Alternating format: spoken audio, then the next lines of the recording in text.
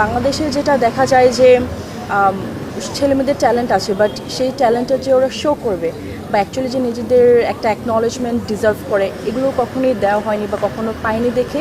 আমার মনে হয় যে অনেক ধরনের কিছু সুযোগ সুবিধা আছে যেগুলো থেকে বাংলাদেশ অনেকটা এখন পিছিয়ে আছে। বুয়েট থেকে পাশ করা ইঞ্জিনিয়ার্স বা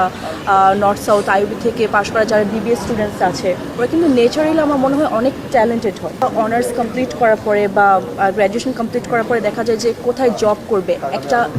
একটা সিকিউর কোনো প্লেস থাকে না, বা কেউ যে জবটা করবে সেখানে ওটার কোনো সিকিউরিটি থাকে না বা একটা এনাফ কোনো রিমুনারেশন থাকে না দেখে সবাই বাংলাদেশে যেটা করে স্টুডেন্টদের অনেক টিউশনের অনেক সংখ্যা বেড়ে গিয়েছে, যে বাসায় গিয়ে গিয়ে টিউশন করে, মানে ল্যাক অফ অ্যাকনলেজমেন্টের অভাবে আমার যেটা মনে হয়। তো মেন্টরশিপ প্রোগ্রাম যদি আরো করা হয়, মানে একটা সেট যদি করা হয় যে আচ্ছা ঠিক আছে 6 মাসের মেন্টরশিপের প্রোগ্রাম থাকবে, স্পেশালি কানেক্টিং হয়তো বা মানে কিছু জায়গা আছে ঢাকাতে, স্পেশালি ঢাকা 17তে হয়তো বা they have more connections, more access, কিন্তু ইকুইটেবল জিনিস যদি করতে চায়, সবাইকে যদি সুবিধা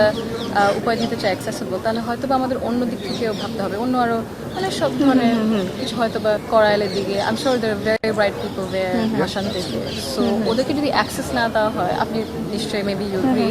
তাহলে এক ধরনের মানুষেরাই ওরকম ওই সিস্টেমে রয়ে থাকে। So we have to bring ওই সিস্টেম থেকে আর বের হয়ে আসতে পারে না।